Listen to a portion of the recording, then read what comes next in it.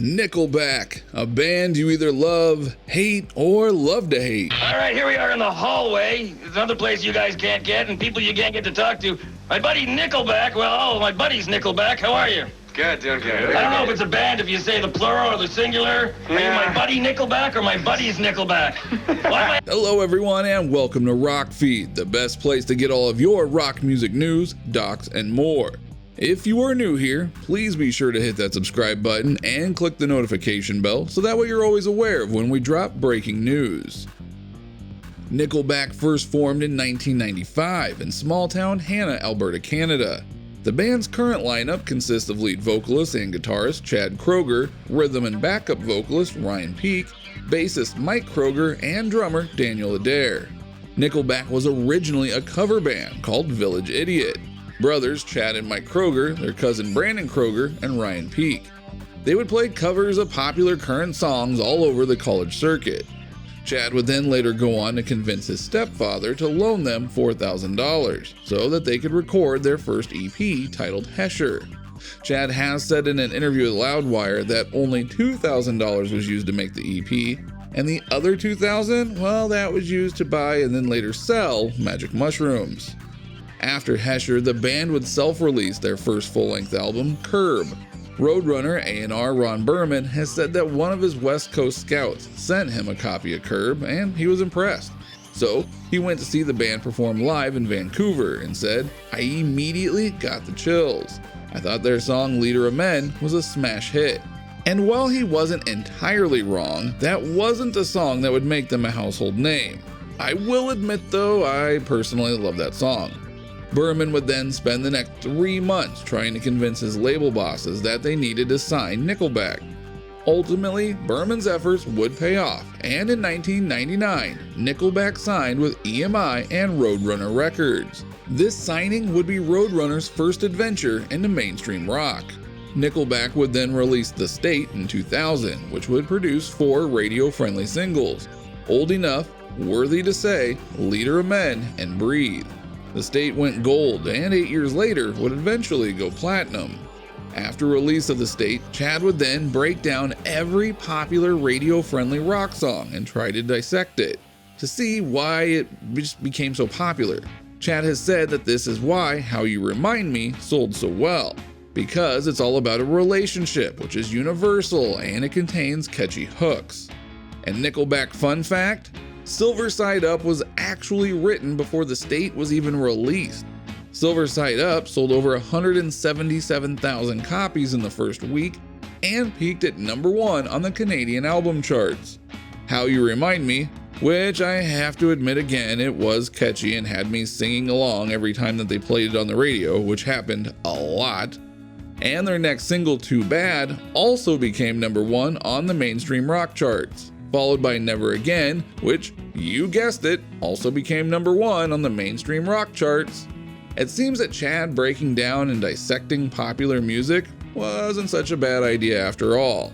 And who could forget the summer of 2002 when Spider-Man first blessed us with his appearance on the big screen? Nobody. That's who. Nobody can ever forget that summer. Not only did you have Spider-Man becoming a blockbuster success, but you also had the single Hero by Chad Kroeger and Saliva frontman Josie Scott hitting the airwaves, being played multiple times a day on the radio, MTV, VH1, etc. You could not escape it. In 2003, the band released The Long Road, which would go on to become platinum multiple times over. The band would release 5 singles, with Figured You Out topping the mainstream rock charts for 13 weeks.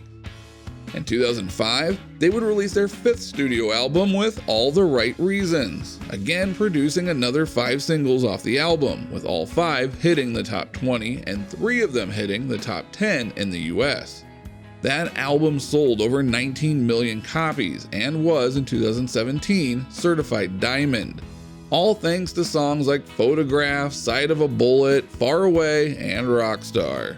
Another Nickelback fun fact, they say that Rockstar was written to be a satirical song, but many people, including myself, took it at face value, thinking that Nickelback was just being extremely pretentious.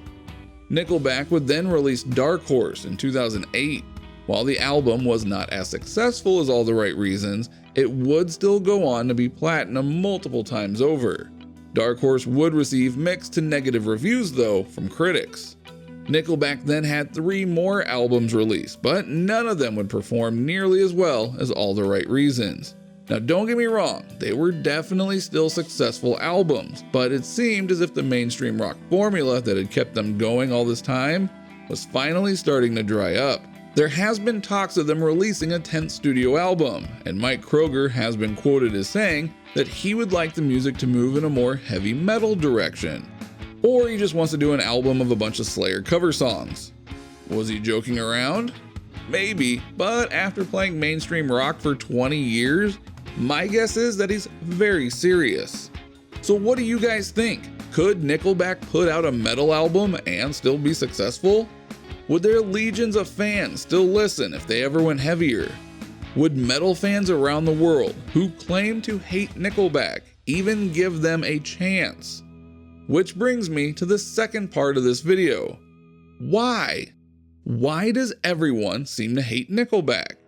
Is it because they constantly have the same themes like strippers, sex, and alcohol in every song? Or is it the same formulaic and repetitive sound of their music? Well, it all depends on who you ask. See, if you ask the metal community, the hate actually started the minute they signed with Roadrunner, who at the time was known as being a metal label. People were immediately hating on them before their first album even was released. Then, if you fast forward to 2003, I think that is where the hate honestly became mainstream. Actor and comedian Brian Posehn, who is also a huge metalhead, was on Colin Quinn's show Tough Crowd, which aired on Comedy Central. On the show, Brian said, "No one talks about the studies that show that bad music makes people violent, but listening to Nickelback makes me want to kill Nickelback." Now this would be aired multiple times on national television, and the joke just seemed to grow from there. It just kind of grew organically into this massive viral real-life meme. Other people and TV shows even started running with the joke as well. Dave Grohl once tweeted, "If you play a Nickelback song backwards, you'll hear messages from the devil. Even worse, you play it forwards, you'll hear Nickelback." Even Seth MacFarlane and the writers on American Dad got in on the action, with Stan saying, "I don't want to hear it anymore, Francine. The only thing I want to hear right now is the sweet sound of this Nickelback CD, cracking as I drive over it repeatedly." I think that once you have the nicest man in rock and American Dad making fun of your band, you know you've hit the big time. But it was all of this that actually helped take the Nickelback hate to a whole new level. The band also did some things that didn't do them any favors. There have been several stories of Chad's frat boy-like behavior over the years, like the time that Chad revealed how he once paid a drum technician to stick his penis into the blades of an electric fan with metal blades. How much did he pay this poor sap to do it? 600 Deutschmarks, or $346.21 in the US. Not only did he admit to doing this, he even went on to say, "He took the money. I can still hear the bleh bleh bleh of the blades slowly sputtering to a stop and this blood-curdling scream. It was fantastic. Somebody had video footage of this somewhere that needs to be resurrected and shown at that guy's next birthday party." I mean, come on, seriously, who does that? Nickelback also once shut down a live stream for their performance at the Calgary Flood Relief Concert. They were headlining the benefit and thousands were watching at home. As soon as they took the stage, darkness. Tellus came out and tweeted, "Hi everyone, the Nickelback exclusive performance was a request from the band. Sorry, we couldn't live stream this portion of the concert." Well, that didn't win them any fans.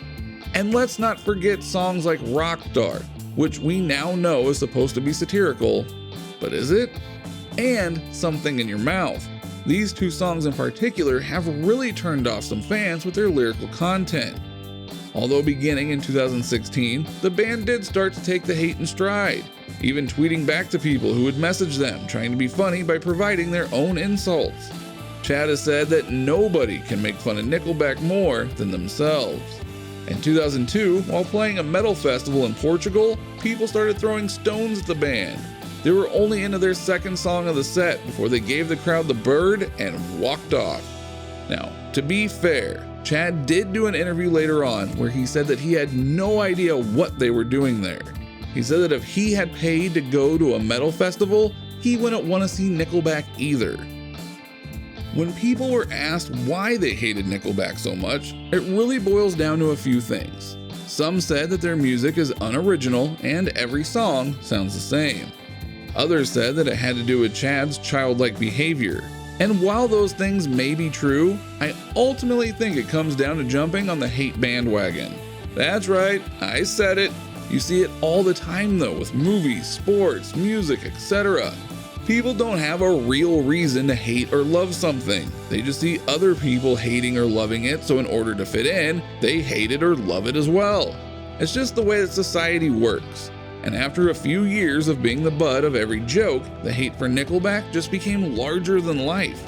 Now, I will say that I am not a Nickelback fan, but that also being said, there are a lot of songs that I've heard so many times on the radio over the years that I can't help but belt them out in my car when they come on. And yes, there are a few that I actually do like. But in the end, it doesn't matter if you're a fan of Nickelback or not, because they have still sold more than 50 million albums worldwide and are laughing at all of us haters on their way to the bank. Thank you for watching. Please be sure to share with your Nickelback friends and your Nickelback haters, and be sure to subscribe.